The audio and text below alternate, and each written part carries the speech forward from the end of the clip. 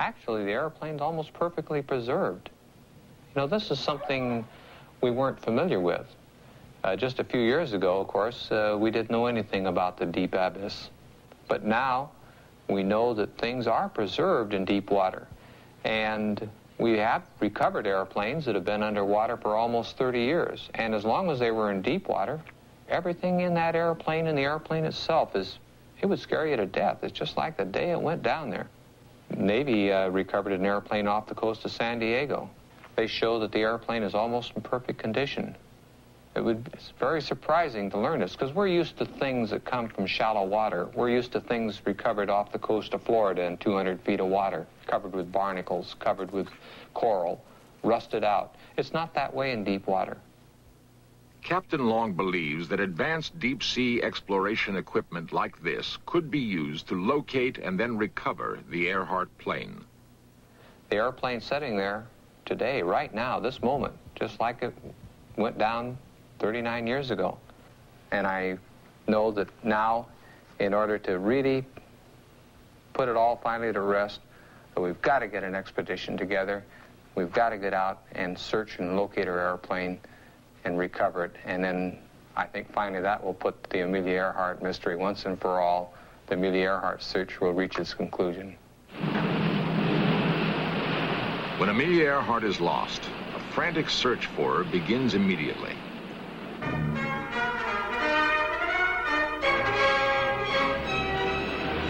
It is the largest naval sea hunt of its kind in history.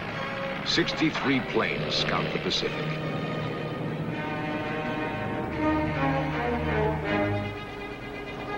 The coordinated search also includes more than a dozen surface vessels. In 3 weeks, 250,000 square miles of ocean are carefully scanned. There is no sign of Amelia Earhart. We believe the Navy missed Earhart in the search in 1937, perhaps by only a few miles. Radio messages were received after the disappearance by amateur radio operators along the west coast of the United States, and they were also received by Navy radio stations. If we'd looked in the right area in 1937, Amelia might be with us today. Newsman Fred Gerner has spent more than 16 years investigating the disappearance of Amelia Earhart. His belief that she survived her crash into the Pacific is based on his analysis of information in civilian and military radio reports. These reports were painstakingly uncovered by Gerner during several research trips to Washington. Gerner's persistent detective work, however, did not begin in Washington, D.C. Began in 1960 with CBS. I was a correspondent here in San Francisco. And we received information that there was a possibility that Amelia Earhart might have reached Saipan in the Western Marianas. And I was sent by CBS News to Saipan to find out if there was supporting information. Saipan Island is nearly 1,500 miles northwest of Earhart's destination at Howland Island. Yet Jesus Salas, a Saipanese farmer, recalls an incident in the Garapan prison on Saipan.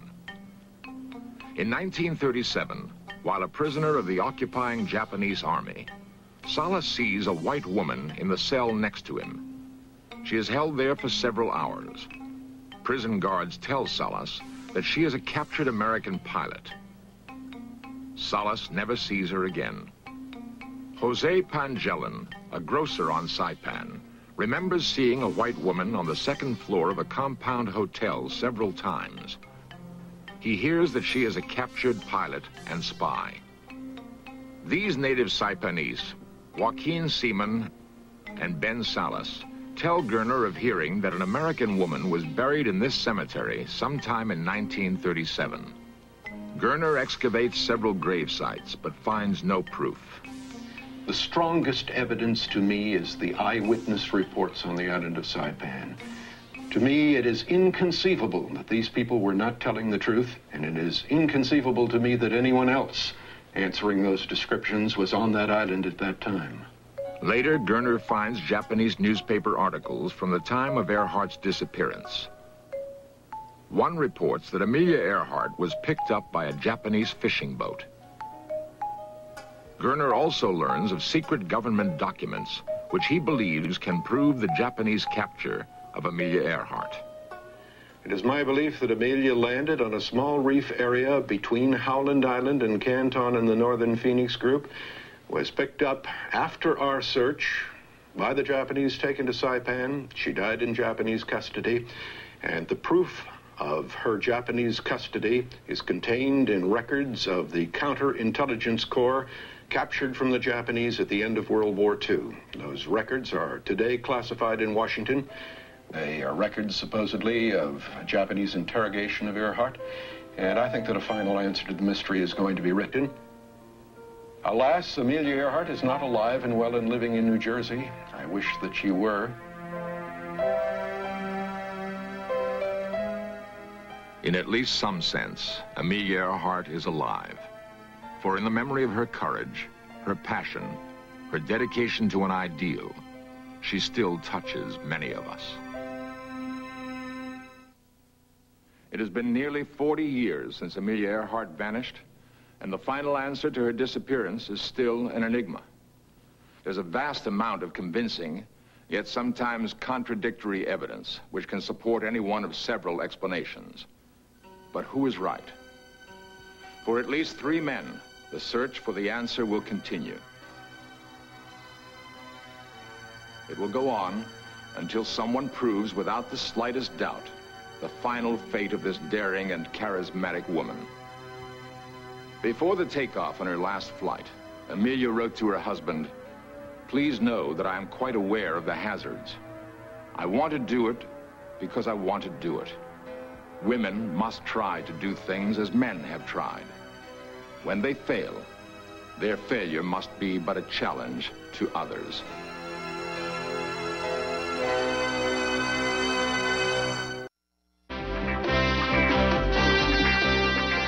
Lost civilizations, extraterrestrials, myths and monsters, missing persons, magic and witchcraft, unexplained phenomena.